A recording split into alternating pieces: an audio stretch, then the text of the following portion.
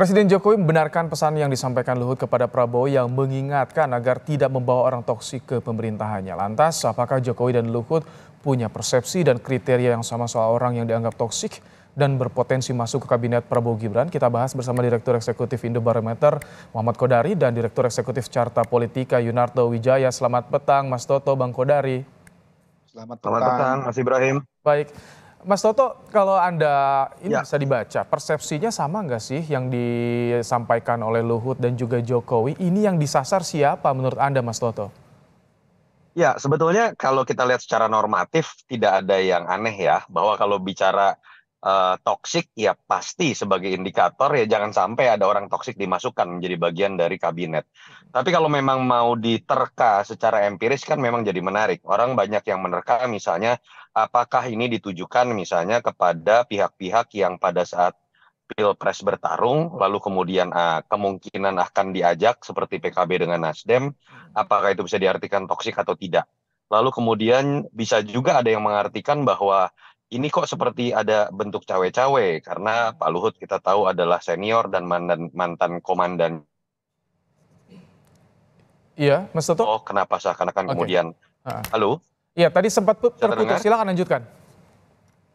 Iya, ada juga yang menganggap tadi seperti Rerangkudi bahwa ini kok seperti kayak cawe-cawe dengan keberadaan memang Pak Prabowo adalah mantan bawahannya Pak Luhut dalam konteks menjadi tentara.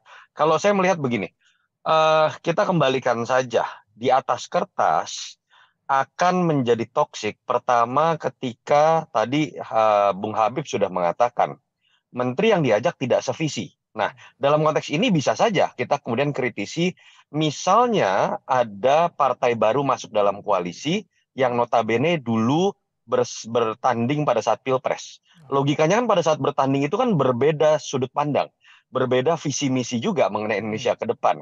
Itu yang saya pikir harus ada pendidikan politiknya. Katakanlah ada partai yang dulu bertarung dan kemudian masuk ke dalam pemerintahan Prabowo Gibran, pastikan dulu bagaimana pola pikir mereka, sudut pandang mereka. Misal, dulu mereka tidak setuju mengenai makan gratis. Mereka tidak setuju terhadap tax ratio menjadi 23% dalam 5 tahun. Itu apakah kemudian sudah ada satu kesamaan pandang? Kalau kemudian masih visi misinya berbeda, itu bisa jadi toksik. Oke. Yang kedua, harus diingat juga, toksik itu juga bisa bermakna kalau kemudian seorang presiden membentuk kabinet dengan cara memberikan cek kosong kepada partai-partai dalam konteks kompensasi pembentukan koalisi. Kalau itu terjadi, itu juga toksik karena artinya presiden tersandera dalam menggunakan hak prerogatifnya. Jadi saya sih masih melihat dalam konteks ini tinggal bagaimana Pak Prabowo menerjemahkan ini secara positif, bahwa ini sekedar masukan, sekedar nasihat, Oke. dengan indikator-indikator yang saya sebutkan tadi, harus satu visi misi, harus Oke. kemudian juga tidak tersandera. Kalau itu dijalankan, saya pikir ini bisa dilihat sebagai solusi. Oke, Bang Kodari, kalau Anda lihat ini bagaimana? Ini usulan ini atau saran ini serius nggak sih? Bakal didengar oleh Prabowo nggak? Pertama saya penasaran ya, ini kok konsep psikologi ini dibawa-bawa dalam politik. Karena itu saya coba browsing ya, apa sih ciri-ciri orang toksik itu? Heeh. Pertama, bersikap egois, biasanya hanya fokus pada diri sendiri. Oke. Itu satu. Dua, selalu memberi kritik negatif. Apapun yang ditampilkan selalu dikritik. Pokoknya salah aja. Dua. Kemudian hobi menciptakan drama. Maksudnya suka menciptakan konflik kepada orang-orang yang bersama dengan dia. Lalu kemudian suka mengontrol, ya. Pokoknya dia yang punya kendali dan punya kekuasaan, ya. Kemudian membuat stres. Karena saat berinteraksi ya tadi negatif, kemudian membawa pengaruh buruk. Itu. Nah, jadi Oke. kriteria itu silahkan diterapkan, dipakai untuk membaca kira-kira siapa yang potensial masuk kabinet, lalu kemudian ciri-cirinya memenuhi yang 5 saya sampaikan tadi. Mm.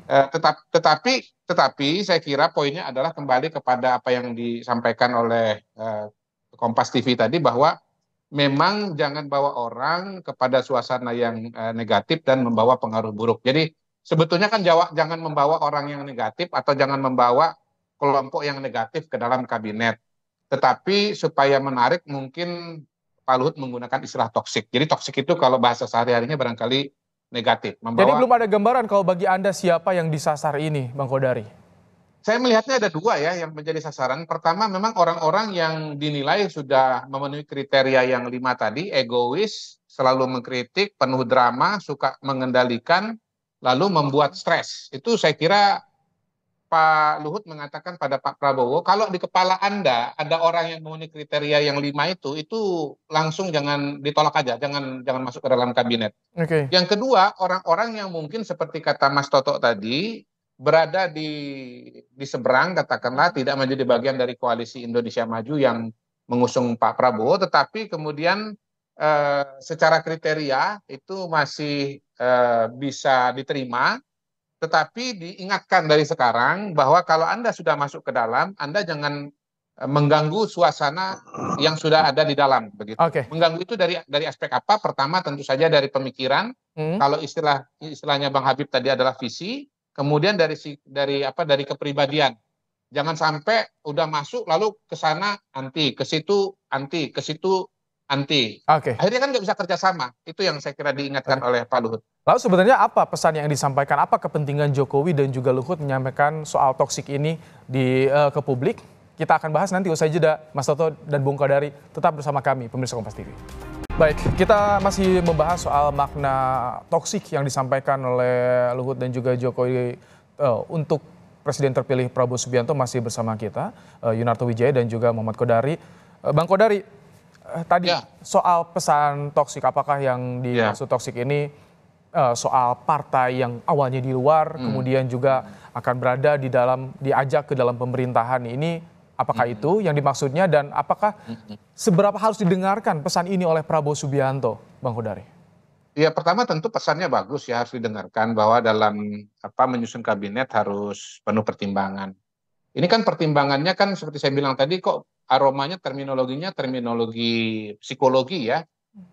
Padahal sebetulnya sedang dibicarakan fenomena politik gitu. Biasanya kan kalau kita bicara mengenai kabinet, yang dihitung itu pertama adalah soal komposisi partai. Pada hari ini kan secara de facto memang Koalisi Indonesia Maju suaranya belum 50% di parlemen, dan karena itu membutuhkan tambahan partai politik supaya lebih di atas 50%. Yang kedua, kalau kita bicara menteri, tentu kita bicara perwakilan, bicara juga soal kompetensi. Nah, saya kira Pak Luhut itu mau menambahkan, kalau mau masukkan partai politik, tolong dilihat juga partai politiknya. Mana yang kira-kira bisa bersinergi di dalam kabinet, dalam pemerintahan, apalagi 5 tahun ke depan, dan terutama berhadapan dengan begitu banyak masalah-masalah penting, masalah geopolitik, masalah pangan, masalah energi, dan yang lain-lain. Bagaimana agar ritme kabinet atau ritme pemerintahan itu harus berjalan dengan baik gitu. Musuhnya tuh ada di luar ya.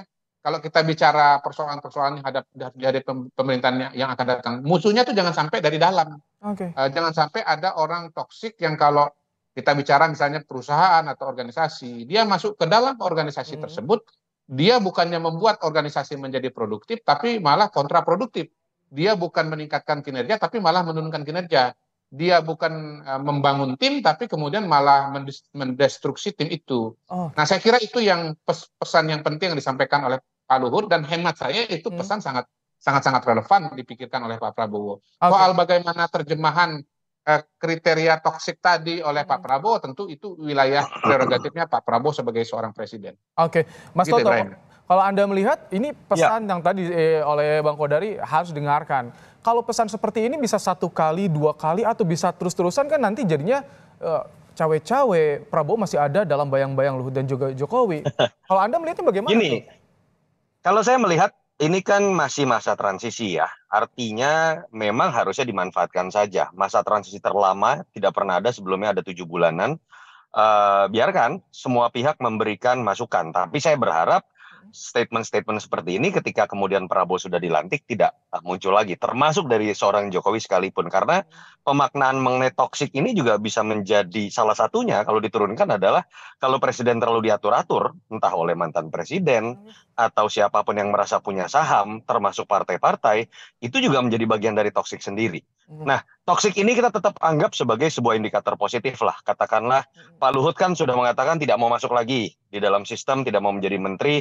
Artinya tuduhan bahwa Pak Luhut punya kepentingan politik, seperti seorang lord kalau istilah netizen atau prime minister bayangan, itu harusnya mungkin bisa dibantah. Tetapi ada beberapa yang kita bisa turunkan terkait dengan indikator toksik. Misal, kalau saya berharap Pak Prabowo misalnya bisa meniru apa yang terjadi pada Jokowi periode pertama. Ada terobosan yang coba dibuat oleh Pak Jokowi, walaupun kemudian tidak berjalan. Satu, kalau katakanlah betul ingin mencari sosok yang berintegritas, kalau sudah lebih berintegritas kan pasti less toxic ya. Misal Pak Jokowi dulu pernah menggunakan gaya melempar terlebih dahulu CV-CV itu ke KPK. Tidak harus seperti itu, tapi ada value yang sama yang bisa dilakukan. Yang kedua, dalam konteks menetralisir kritik terkait dengan politik dagang sapi, bahwa seringkali Menteri Parpol bermasalah, seperti fakta empiris, 6 parpol yang bermasalah secara hukum pada zaman Pak Jokowi, semua orang parpol, belum lagi dualitas loyalitas kepada Presiden dan kepada Ketua Umum. Pak Jokowi dulu pernah menggunakan aturan walaupun tidak tertulis, bahwa kalau sudah terpilih jadi menteri, harusnya tidak lagi menjadi pengurus parpol. Walaupun saya tahu itu tidak mudah dilakukan, karena ada beberapa ketum parpol yang sepertinya akan menjadi menteri. Oke, tadi kalau misalkan Bang Kodari menyinggung soal bagaimana melihat ada partai yang akan diajak dari luar ke dalam, ini akan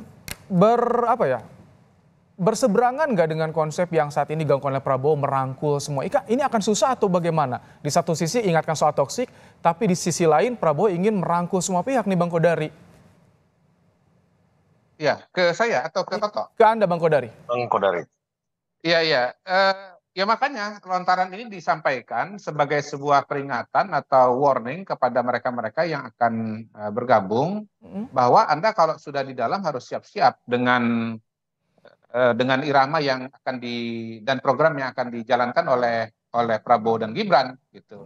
Saya ingat beberapa hari yang lalu misalnya Caimin masih mengatakan begini, ya nanti saya akan berdebat soal soal IKN atau soal apa gitu, saya lupa persisnya. Jadi ada lontaran begitu di ranah publik oleh Caimin, padahal dari gestur-gestur politik yang sudah dibuat sejauh ini kan PKB ini kan kemungkinan besar akan masuk ke dalam kabinetnya Pak Prabowo. Dari pertemuan-pertemuan yang sudah terjadi, sambutan-sambutan yang sudah ada, ini kan gesturnya Caimin akan masuk ke dalam pemerintahan. Tetapi kok masih keluar pernyataan kami akan mendebat segala macam di dalam. Nah, saya kira itu yang dimaksudkan oleh Pak Luhut sebagai orang toksik ya, atau fenomena toksik ya, bahwa Anda kalau sudah ke dalam ya Anda harus ikut programnya presiden dan karena itu Anda jangan ngajak debat presiden. Oke. Kalau tadi gitu loh. Bang Kodari, kalau tadi yang soal disinggung Mas Toto, jika diatur-atur terus presiden itu juga bisa jadi toksik. Kalau Anda melihatnya itu bagaimana? Diatur oleh siapa? Iya, tadi kalau misalnya ada pesan dari Luhut, dari Jokowi. Oh iya, kan begini, kalau mengenai pesan-pesan dari Pak Luhut, kita nggak tahu ya Pak Luhut nanti kalau misalnya sudah masuk ke dalam kabinet, dia akan ngomong atau tidak ya. Sejauh ini kan kalau bicara pemerintahan Pak Jokowi kan Pak Luhut kan seingat saya tidak pernah konfrontasi dengan Pak Jokowi. Kalau beliau tidak masuk ke dalam kabinet tentu menjadi orang bebas. Posisinya akan sama seperti Yunarto, posisi seperti saya, seperti Mas Ganjar, boleh menyampaikan pendapat dan kritikan serta saran dan masukannya. Nah, kalau Pak Jokowi, saya melihatnya itulah wadahnya nanti di Presidential Club itu.